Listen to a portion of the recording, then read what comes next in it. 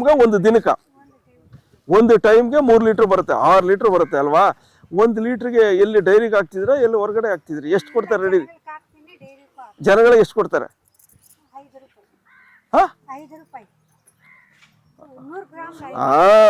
100 gram 5 ರೂಪಾಯಿ 50 ರೂಪಾಯಿ ಆಯ್ತಲ್ವಾ.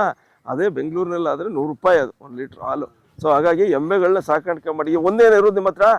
ಈ ಕರು ಹಾಕೋದು ಹೆಣ್ಣು ಗಂಡ? ಹಾ ಹೆಣ್ಣು ಕರು ಹಾಕ್ತದೆ, ಅದೆಲ್ಲ ಕರು ಅದು ಜಂತು ಔಷಧಿ ಕೊಡ್ಸಿದ್ದೀರಾ ಅದಕ್ಕೆ?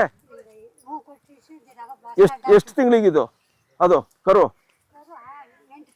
8 ತಿಂಗಳು. 8 ತಿಂಗಳು ಸೈಜ್ ಇಷ್ಟಿದೆಯಾ? ಎತ್ಕೊಂಡು ಕರ್ಕೊಂಡು ಬರ್ಬೇಕು. ಈಗ ಟೈಮಲ್ಲಿ ಒಂದು ಔಷಧಿ ಕೊಡ್ತಾರೆ. ಔಷಧಿ ಕೊಡ್ತೀವಿ ಅಲ್ಲಲ್ಲಮ್ಮ ಕೇಳಿ, ಅದಕ್ಕೆ ಜಂತು ಔಷಧಿ ಜಂತು ಔಷಧಿ ಕೊಡ್ತಾರೆ, ಒಂದು ಪೌಡ್ರು ಕೊಡ್ತಾರೆ. ಆ ಪೌಡ್ರು ಜಂತು ಔಷಧಿ ಹಾಕೊಂಡು ಬನ್ನಿ, ಚೆನ್ನಾಗಿರುತ್ತೆ ಅದು.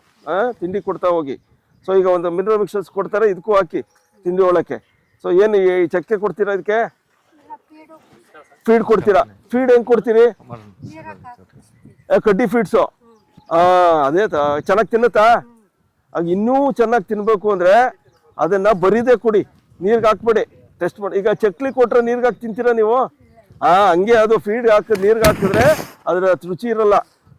ಹಾಗೆ ತಿನ್ಲಿ, ಬರೀದೇ ಕೊಟ್ಟು ನೋಡಿ. ಬರೀದೇ ಕೊಟ್ಟು ನೋಡಿ, ಚೆನ್ನಾಗಿದೆ.